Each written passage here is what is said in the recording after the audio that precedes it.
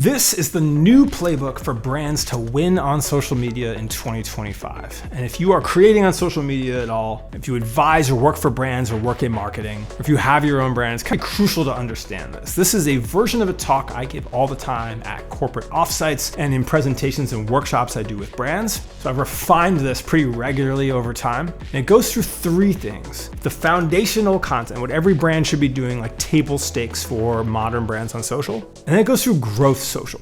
Strategies that brands who are growing and executing well on social media are doing basically all of. And then I'm going to go into the leading edge, the 2025 modern strategies that brands who are on the fringe are executing on. And if you have a complete picture of this toolkit of all these things that brands are operating and doing and how they structure, you will know way more about social media than 99% of marketers. And that is my goal by the end of this video. It's for you to have a comprehensive understanding where you can shock people with how deep you are in terms of exactly what the strategies are that are working. So anyway, it's gonna be an interesting ride. We'll have plenty of video and visual examples along the way, and I am excited to lock in. First, I wanna talk about the foundation. What should every brand have before they start thinking about doing more on social media? And so the first thing is owned social network presence on Instagram and TikTok. Instagram and TikTok have the highest leverage for any brand out there. Don't talk about LinkedIn, YouTube, X, any of these things until you have TikTok and Instagram. Why is this? Because of this amazing generational opportunity that is anytime you post a video on these networks, even if you're brand new, you're gonna get 200 to 400 views automatically. It is gonna give you a shot to roll the dice into virality. From video one on those accounts, you can get 10,000 views to 1 million views, and we see it again and again. And being able to leverage that opportunity, which just did not exist, like purely did not exist a decade ago, is an immense thing that every brand should focus on. And so the foundational point is having the accounts on there, but now it is basically table stakes to be approaching those networks differently, to say we do not post the same content on Instagram as we do on TikTok. We know that they are different, their algorithms are rewarded differently, we may use similar things or similar cuts, but we actually treat those two differently. And the third part of the foundation is consistent use of influence inside content, where personalities, whether they have 10,000 followers or 1 million followers, are contributing to your story on the internet and helping tell that through collaborative posts, being a part of your actual on your profile, or just calling out your brand. But that is what any brand who takes social media seriously starts with. That is the foundation, and everything else is extra. But that was the simple part. Let's dive into actual growth social. What does that mean? So when I define growth social, and I update this presentation pretty frequently as time goes on, I'm really looking at what were people doing really well last year that now everyone who's smart is adopting. So this is really the 2024 playbook. Now that we've had some time to actually look at it, review it, and see what has stayed consistent. So the first thing is creators as the face of brands, putting a face to your social media content. This can be done in several ways. You'll see brands like Dare Shoots, who have a handful of creators basically doing skits, and you see the same recurring faces, all the way to brands that have a creator making content relatively regularly inside their feed as the primary creator, to people who have secondary accounts with other creators on them in addition to their main accounts. But you will notice that personalities have come into social media content, and basically every good account that is growing through that likely has a strategy where there is a creator involved. And this ties really well into this idea of founder personalities. And not every brand does this, but a lot have realized how critical it is. And you'll see they don't have to have the biggest personalities. To use that Dare Shoots example again, their founder is often present in the skits and the voice in his own videos. One fashion brand I love to call out with this is Percival. Percival will have the founder inside their videos like every 10 or so. He'll give an update on the business, or he has like a cheeky perspective, or he'll do one of the traditional. And it's not the core of the content, but it's part of it. And you'll see brands like Kosas, where the founder is in collabs. She's building her own presence. It's not huge, 30, 40,000, but is a central character to a certain part of the brand marketing. And it doesn't always have to be a founder. It can just be a CTO or someone who's extra present, but there tends to be an employee who's helping drive a different focus on social media, like tangential to the world that is driven by the core accounts. And with that, influence has graduated from hiring an influencer to do a single post into influencers in long-term relationships with brands, where they have sponsorships, where they're the faces, where they do different content. You may have noticed I debut Artlist reports all the time. I have a long-standing relationship with them where I debut those reports. Same thing with Particle. I do videos with Particle every month. I'm a voice and a part of the Particle community. I've announced the last 2 Shopify editions. They have a relationship with me as a creator in a recurring capacity where it's interesting for my audience to hear about that, where people grow to expect it, where you are a character inside their story. And those long-term relationships are better for everyone. It's not just a sporadic one-off where you talk to your audience about it and forget it. It feels like it's developing real rapport. It makes you think and spend more time with the brand and be more conscious of it and actually be able to storytell about it better. And then everyone can look at consistency and realistic natures when it comes to kind of rates and relationships. And so that is the big personality drivers there, is integrating creators and recruiting those creators into the core brand accounts, having founder or team presences that are on there. And we'll talk about employee generated content in the leading edge stuff later, and beginning to build influencers that are more like a team, the way we look at like a sponsored skate team back in the day. And this is something I've always been a huge fan of. When I was doing a lot of work with Lift Foils, it is a surf foil and e-foil brand, they always had a team, a bunch of sponsored people. We always had them in the same content. They had other relationships, like Brian Grubb, who's one of those people who did that, had all of these big deals with Red Bull. He's doing all these tricks, he's doing these things, but he also would be coming and doing tutorials inside our Lift content. You could go explore that team. We highlighted them. It was part of our content planning, because we know we could get X videos from this person, X videos from that person, and they're using our gear inside of the other content and opportunities they're exploring. That's a really realistic and good way to think about growing influencer inside your social versus just paying for more and more one-off posts. But perhaps the biggest development in growth social last year was how big seeding has become, like extensive product seeding to influencers, not just like sending a handful of products, sending a boat ton. I work with a brand sending up to 3,000 mailers out a month of products that aren't cheap.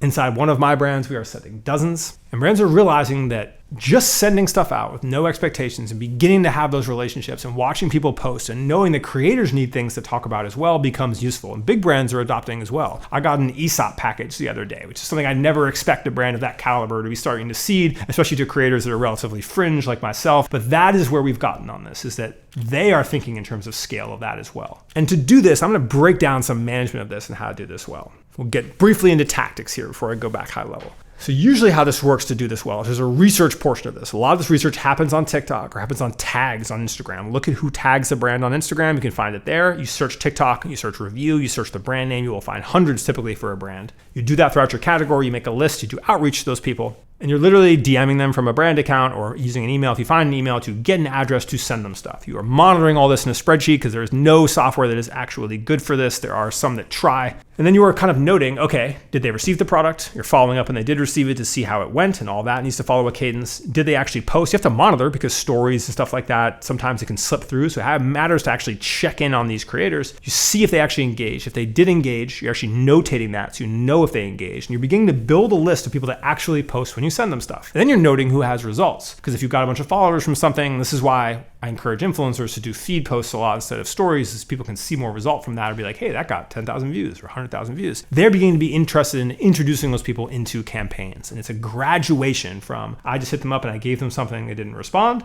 all the way to, hey, this is now a person that we pay that's integrated in our workflow. And there is, in this economy we have of creators, that's a whole different video, there is no shortage of people in whatever niche you are to do that. And the lift that comes from this in terms of, oh, that content did really well, let me now run this in the Spark ad or white label this and pay them, all the way to just seeing the natural sales lift is significant. And if it is not, or you're not seeing content, there's probably things related to the unboxing experience or to the product itself that make it not warrant to have that jump. Now, the fifth of these 6 tactics in this growth social segment is the multi-account presence. You'll see lots and lots of brands doing this. It is a smart way because one social account is not enough to take advantage of what's happening. So you will see brands will have accounts by region.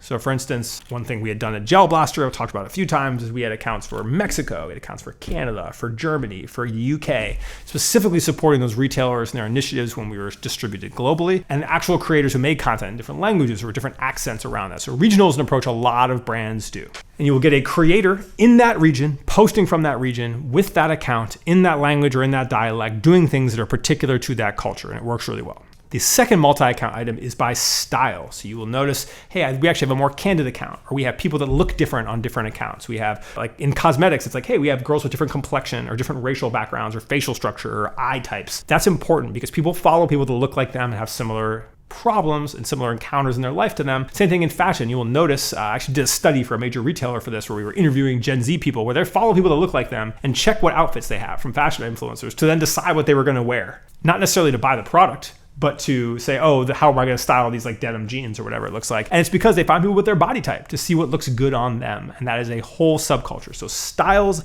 of content and then types and looks of people. But you will start to see brands will have 10 accounts, 15 accounts, because the ripple effects of the internet are basically as big as you can possibly scale to. And the last piece, especially for physical products, is TikTok shop with affiliates. Not just putting a TikTok shop up, seeding affiliates, beginning to run hundreds of people, getting to 40 videos a day, 100 videos a day, coming from affiliates to drive revenue in there. And this is a really important one to think about because of the lift of it. If you are not super familiar with TikTok shop, the basics of it are, there are creators that run affiliate. That basically means that they can make money when they post and link a product. You've sort of seen that.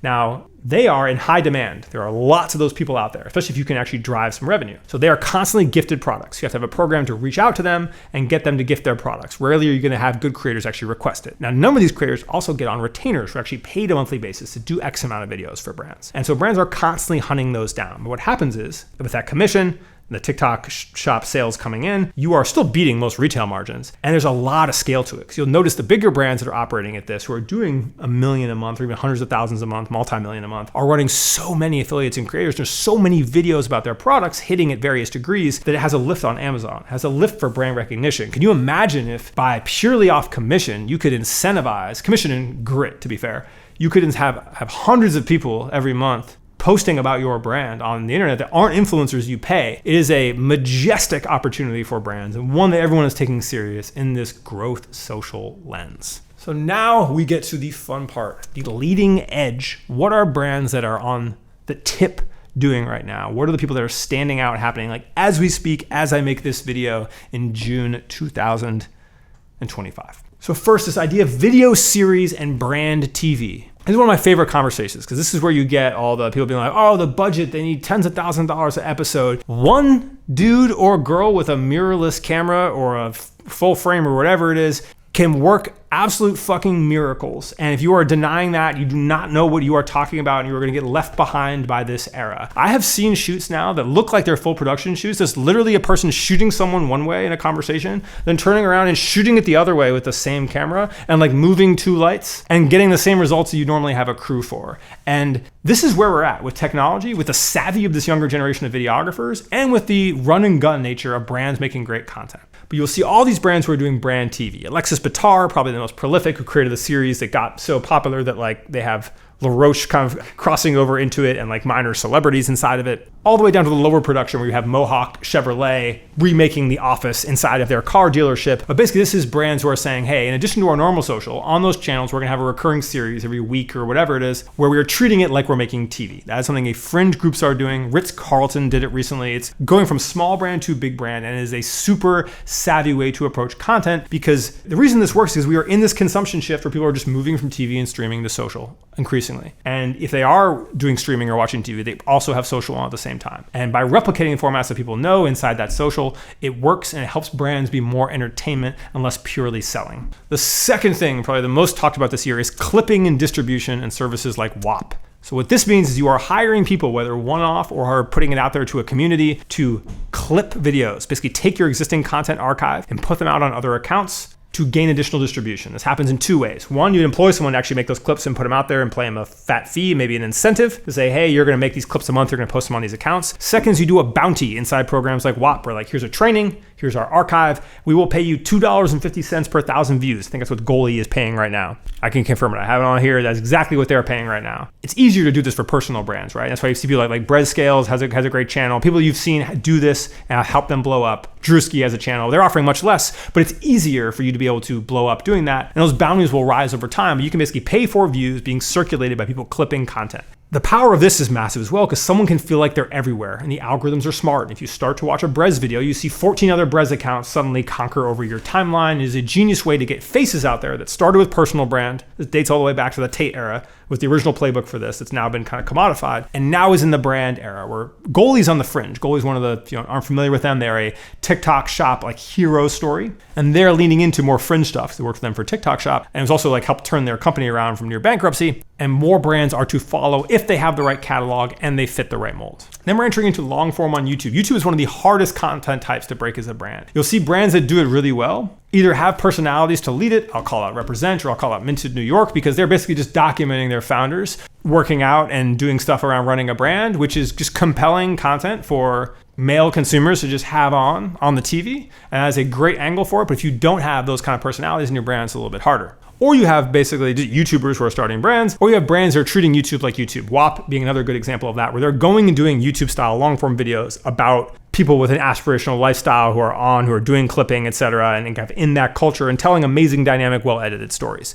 But to do that on YouTube, you have to have a concept. You have to treat it like a show. It's not just making videos. You have to either act like a YouTuber or act like a show of content. And that is something that is really hard for brands to do. It's why you see so few on here with any level of resonance. But that is a huge opportunity for the ones that do. And one of the reasons I'm so focused on YouTube, and you see these videos every week, is there's still just a massive delta. It's so much harder than the other networks. And if you are the ones to succeed on it, you're owning a lion's share of the attention.